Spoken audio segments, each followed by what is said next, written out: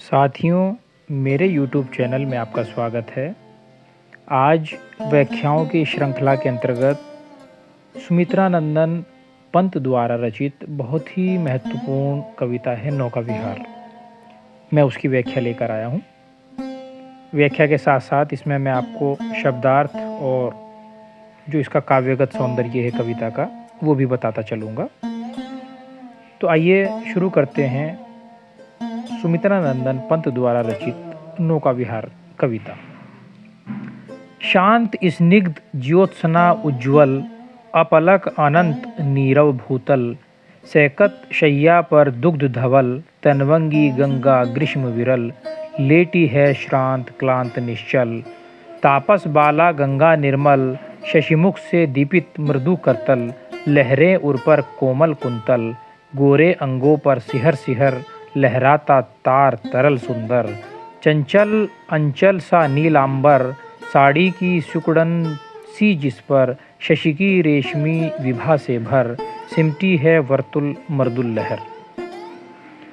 साथियों, पहले तो मैं आपको यह बता दूं कि पंत द्वारा जो रचित ये कविता है नौका विहार, ये उनके काव्य संग्रह गुंजन में संकलित कविता है।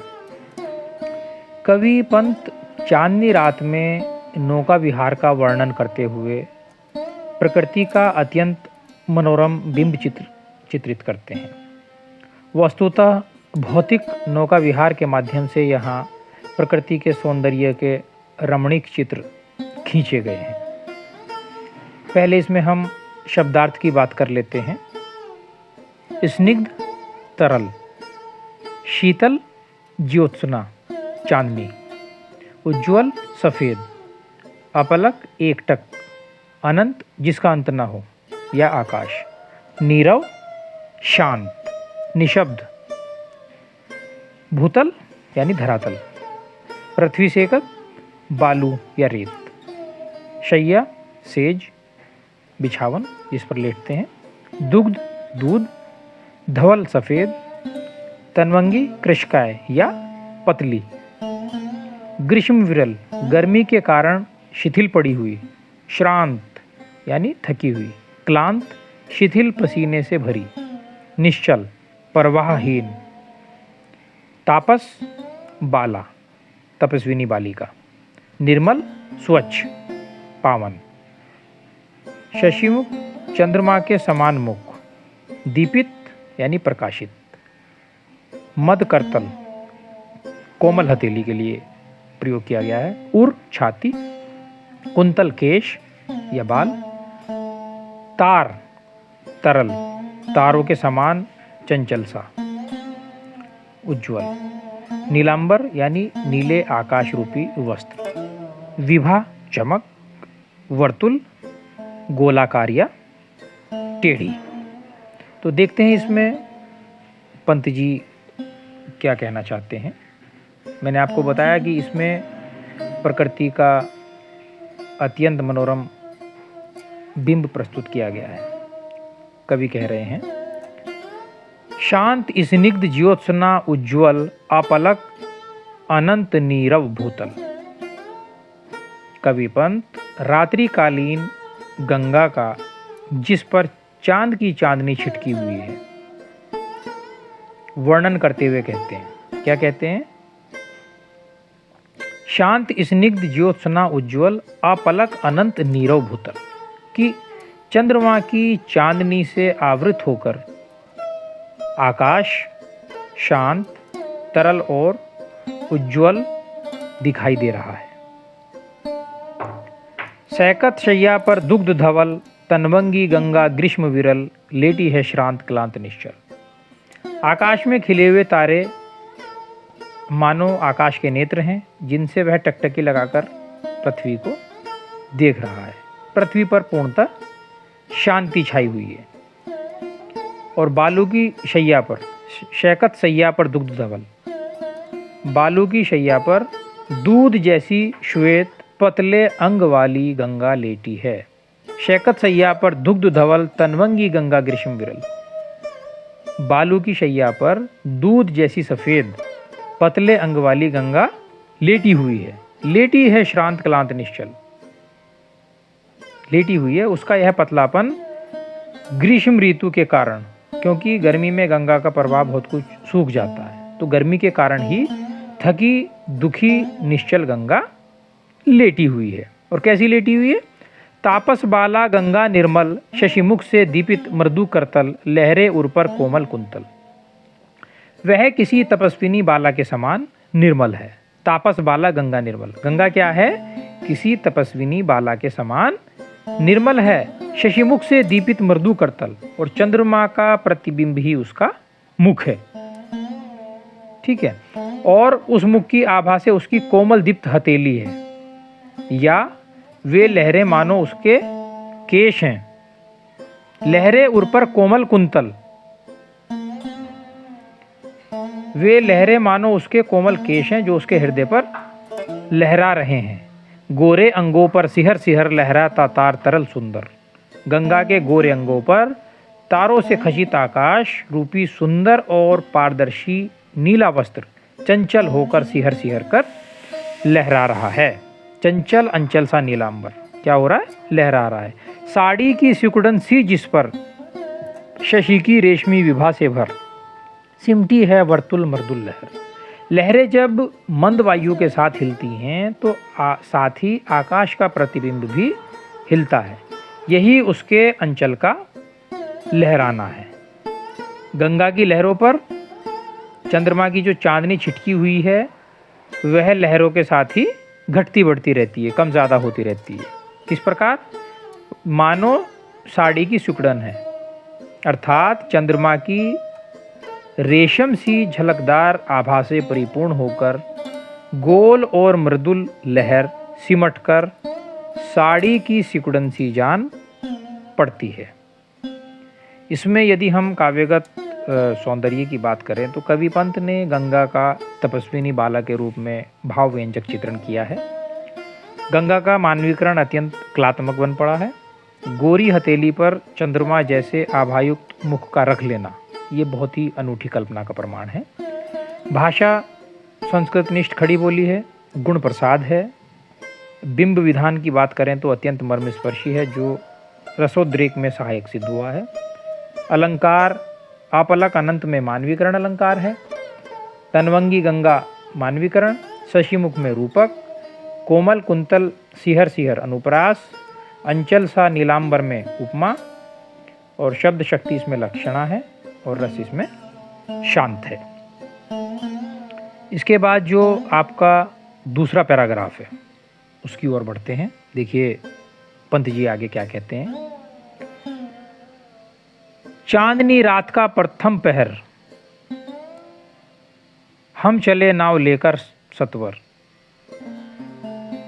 सिकता की सस्मित सीपी पर मोती की ज्योत्सना रही विचर, लो पालें चढ़ी उठा लंगर, मृदु मंद मंद मंथर मंथर लघुतरणी हंसिनी सी सुंदर, तिर रही खोल पालों के पर, निश्चल जल के सुचिदर्पण पर बिंबित हो रजत पुलिन निर्भर, दुहरे ऊंचे लगते क्षण भर, कालांकाकर का राजभवन सोया लज में निश्चिंत प्रमन, पलकों पर वैभव स्वप्न सघन। इसमें पहले शब्द जो दिए हुए हैं उनके अर्थ की बात कर लेते हैं। सत्वर यानी शीघ्र, तेज, सिकता बालू या रेत, सस्मित मुस्कुराती हुई, पाल नाव का वेग बढ़ाने हेतु उसके ऊपर लगाई गई जो चादर होती है उसको पाल कहते हैं। लंगर नाव को रोके रखने हेतु लोहे का बना भारी एक कांटा। मृदु मधुर, मंद मंद या धीमी धीमी, मंथर धीरे, लघुतरणी छोटी नाव, तिर रही यानी के तैर रही, पर पंख शुचि स्वच्छ साफ, बिंबित प्रतिच्छायित, रजत पुलिन चांद का चमकता हुआ किनारा या रुपहले किनारे, अमन शांत, वैभव ऐश्वर्य, सघन प्रचुर। तो देखते हैं इसमें कवि क्या कहता है। चांदनी रात का प्रथम प्रहर, हम चले नाव लेकर सत्वर। कविवर पंत लिखते हैं कि चांदनी रात का वह प्रथम पहर था, हम चले नाव लेकर सत्वर, हम शीघ्र ही नाव लेकर विहार के लिए चल पड़े, यानी कि नाव लेकर हम चल पड़े। सिकतासी सस्मित सीपी पर मोती की ज्योत्सना रही विचर। उस समय चांदनी बालू मुस्कुराती हुई सीपी सी जान पड़ रही थी, जिस पर मोती के समान चांदनी की आभा विकीर्ण हो रही थी। जो बालू थी वो कैसी लग रही थी? सीपी सी जान पड़ रही थी, क्योंकि उसके ऊपर चंद्रमा की रोशनी पड़ रही थी, प्रकाश पड़ रहा था, चांदनी पड़ रही थी। लो पाले चढ़ी उठा लंगर। पंत कहते हैं कि लो नाव पर पाले चढ़ा दी गई और लंगर उठा दिया गया। या अर्थात कहने का मतलब ये है कि नाव लेकर निकलने की तैयारी है। मृदु मंद मंद मंथर मंथर लघुतरणी हंसिनी सी सुंदर तिर रही खोल पालों के पर। पालों के पंखों को खोलकर वह हंसिनी सी सुंदर छोटी नाव सुंदरता से धीरे धीरे तिरने लगी, अर्थात चलने लगी। निश्चल जल के सुचिदर्पण पर बिंबित हो रजत पुलिन निर्भर, दूरे ऊंचे लगते क्षण भर। जल स्थिर था। निश्चल जल, जल क्या था? जल स्थिर था। अतः स्थिर जल रूपी निर्मल दर्पण में चांदी जैसे श्वेत किनारे प्रतिबिंबित होकर थोड़ी देर के लिए अपने आकार से द्विगुणित जान पड़ने लगे। काला कांकर का राजभवन सोया लजमे निश्चिंत प्रमन, पलकों पर वैभव स्वप्न सगन। और काला कांकर का राजभवन जल में प्रतिबिंबित होकर ऐसा प्रतीत होता था मानो वह राजभवन अपनी पलकों में वैभव के गहरे स्वप्न संजोकर जल में निश्चिंत और प्रसन्न होकर सो रहा था। तो इसमें कवि ने जब नाव चल पड़ी है तो उसको कैसा प्रतीत हो रहा है उसका चित्रण इसमें किया है। अब आगे बढ़ते हैं। और इसमें अगर हम काव्य सौंदर्य की बात करें तो कवि की कोमल कल्पना का सौंदर्य प्रकट हुआ है। भाषा वही संस्कृतनिष्ठ खड़ी बोली है, शैली वर्णनात्मक है। अलंकार मृदु मंद मंद मंथर मंथर में अनुप्रास है, पुनरुक्ति प्रकाश। हंसिनी सी सुंदर उपमा, राजभवन सोया में मानवीकरण और वैभव स्वप्न में रूपक अलंकार है। अब इसके तीसरे पैराग्राफ की ओर बढ़ते हैं।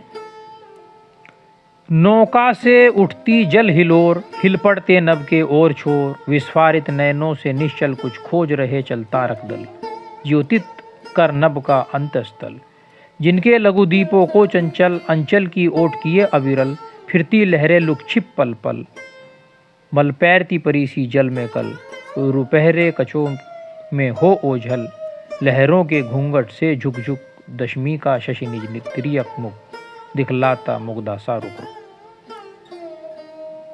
शब्दार्थ की बात करें तो जल यानी हिलोर, पानी की लहर, नभ आकाश, विस्फारित खुले हुए, विस्तृत और नयन आंखों के लिए प्रयोग किया गया है। तारक मतलब तारे, ज्योतित प्रकाशित, अंतस्थल हृदय, ओट आड़ जो होती है, किसी चीज की आड़ कर ली जाती है, अविरल लगातार, झलमल चमकीला, पैरती यानी तैरती, कल सुंदर, रुपहरे श्वेत, कच्छ केश बाल, ओझल गायब, तिर्यक टेढ़ा, मुग्धा मुग्धा रूप, आकर्षण देख मुग्ध होने वाली, जल हिलोर पानी की लहर, नभ आकाश, विस्फारित खुले हुए, विस्तृत नयन आँख, तारक तारे, ज्योतित प्रकाशित, अंतस्थल हृदय, अविरल लगातार, झलमल चमकीला, कल सुंदर, रुपहले श्वेत, कच्छ केश बाल, ओझल गायब।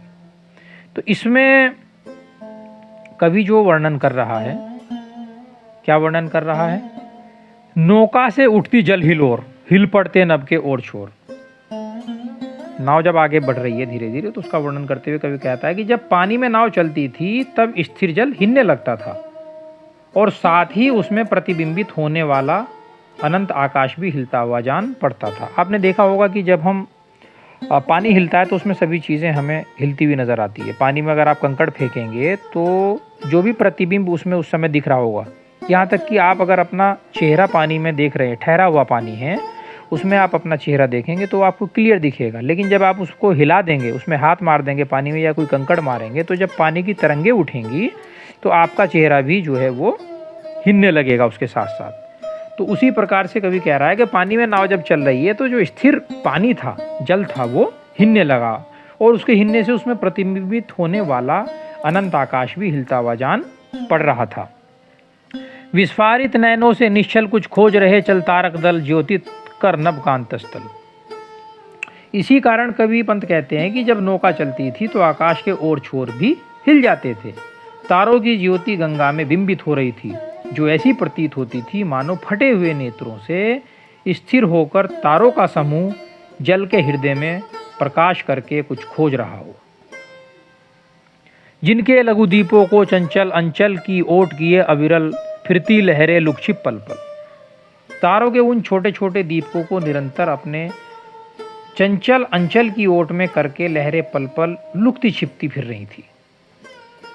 सब सामने जो है लुक छिप रही थी। मल पैरती परीसी जल में कल, रुपहरे कचों में हो ओझल, लहरों के घूंघट के झुक झुक दशमी का शशि निज तिर्यक मुख, दिखलाता मुग्धासा रुक रुक। कवि कह रहा है कि सामने ही शुक्र तारे की शोभा झलमल करती हुई चमक रही थी। वह मानो पानी में इस प्रकार दिखाई देती थी जैसे जल में कोई सुंदर परी अपने सुनहले केशों को में स्वयं को छिपाकर तैर रही हो। लहरों के घूंघट से झुक झुक दशमी का शशि निज तिर्यक मुख, दिखलाता मुग्धासा रुक रुक। और दशमी का चांद अपने टेढ़े मुंह को मुग्धा नायिका की तरह रुक रुक कर तथा लहरों के घूंघट में छिपा छिपा कर दिखा रहा है। इसमें कवि पंत सूक्ष्म प्रकृति पर्यवेक्षण कर रहे हैं। विस्फारित नेत्रों से चंचल तारक दल का कुछ खोजना, नभ का हृदय प्रकाशित करना, लघु दीपकों के रूप में तारों का लहरों से लुका छिपी खेलना, शुक्र तारे की छवि का झिलमिलाना आदि सभी कल्पनाएं बहुत ही सुंदर हैं। इसमें चल तारक दल में मानवीकरण है, फिर लहरें लुक छिप मानवीकरण, और पैरती परीसी उपमा अलंकार, मुग्धासा में भी उपमा, और संपूर्ण की अगर बात करें तो उसमें उत्प्रेक्षा। अब कवि आगे क्या वर्णन कर रहा है देखते हैं अगले पैराग्राफ में। जब पहुंची चपला बीच धार, छिप गया चांदनी का कगार, दो बाहों से दुरस्त तीर धारा का कृश कोमल शरीर, आलिंगन करने को अधीर, अति दूर क्षितिज पर विटप माल लगती भूरेखा सी अराल, अपलक नभ नील नील नयन विशाल, माँ के उर पर शिशुसा समीप, सोया धारा में एक द्वीप, उर्मिल परवाह को कर प्रतीप, वह कौन विह क्या विकल को, उड़ता हरने निज विरह शोक, छाया को की काबिलो।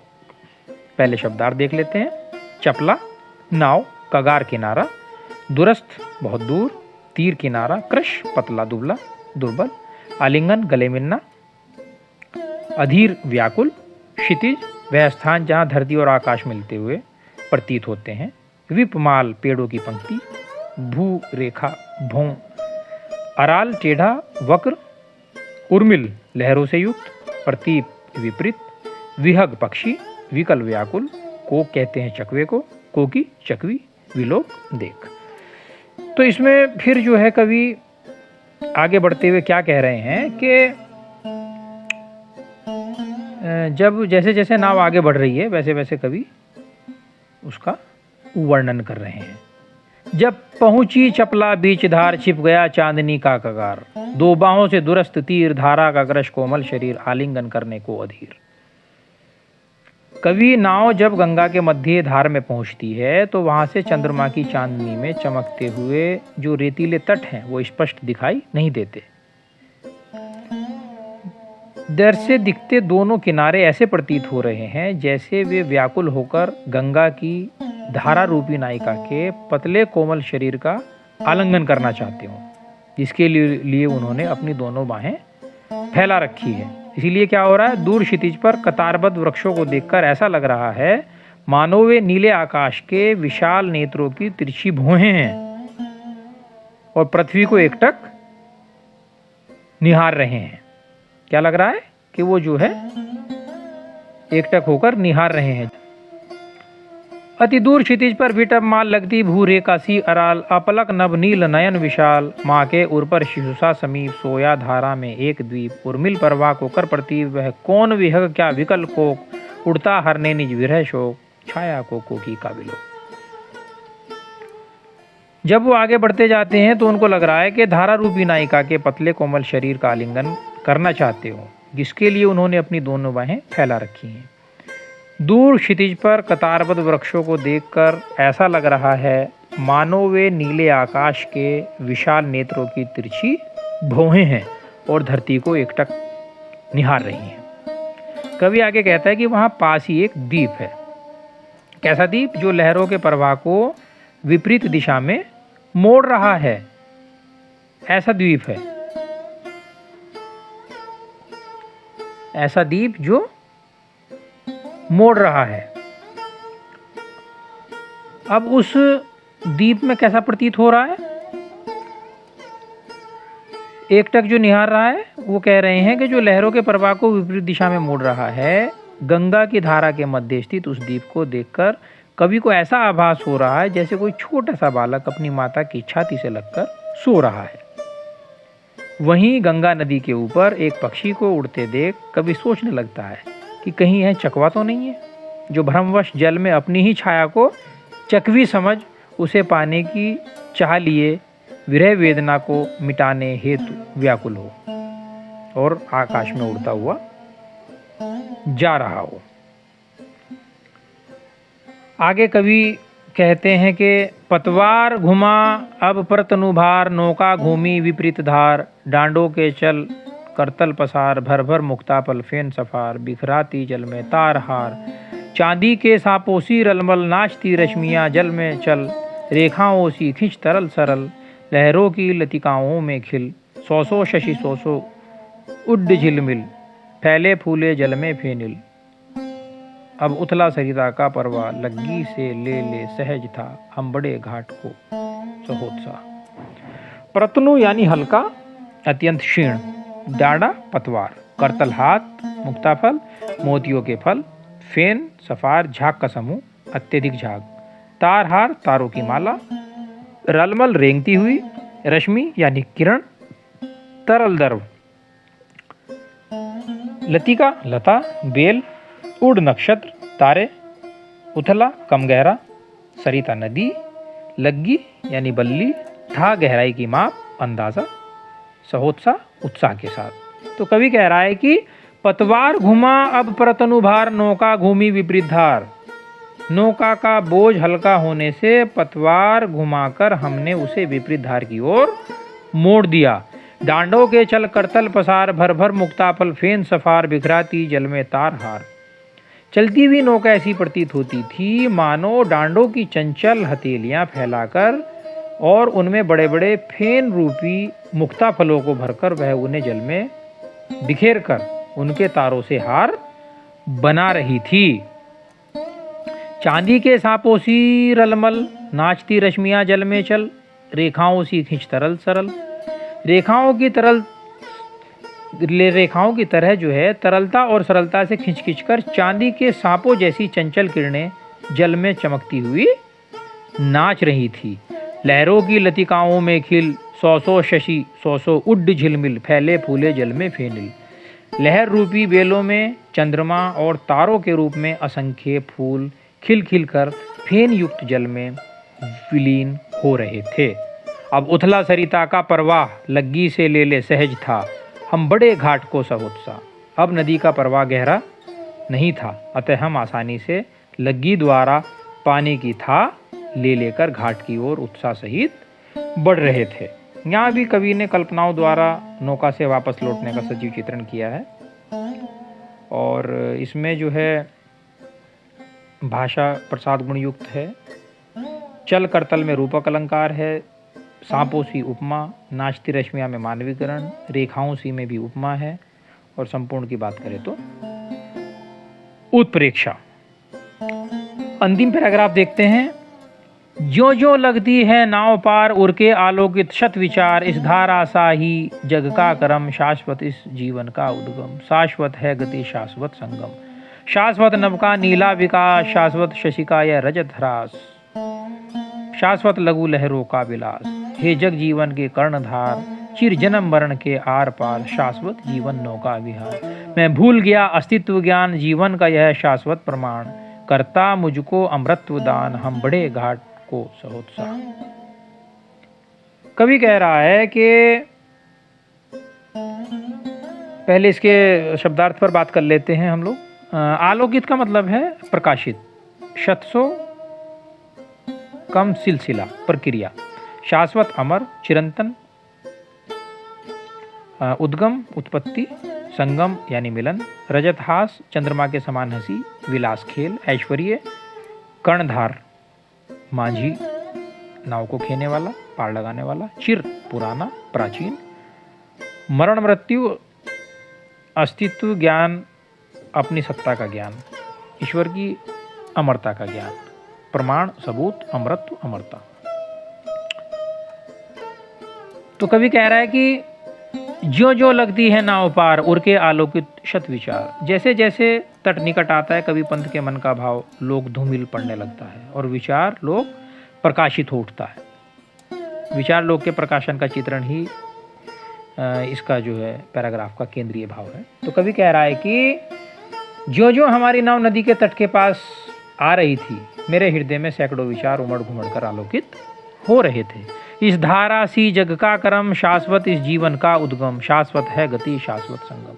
मुझे लगा कि जिस प्रकार यह गंगा की धारा है जिसमें लहरें उत्पन्न होती हैं, जिसकी गति और सागर से मिलन चिर सत्य है, उसी प्रकार यह संसार भी नदी की धारा के समान है, जिसमें लहरों की भांति असंख्य प्राणियों का जन्म होता है जो सदैव गतिशील होते हैं। हे जग जीवन के कर्णधार, चिर जन्म मरण के आर पार, शाश्वत जीवन नौका विहार। जो सदैव गतिशील है, ब्रह्मा से मिलन भी प्राणियों का चिरंतन धर्म है। जिस प्रकार आकाश का नीलापन, ठीक है, शाश्वत नभ का नीला विकास, शाश्वत शशि का यह रजत हास, शाश्वत लघु लहरों का विलास।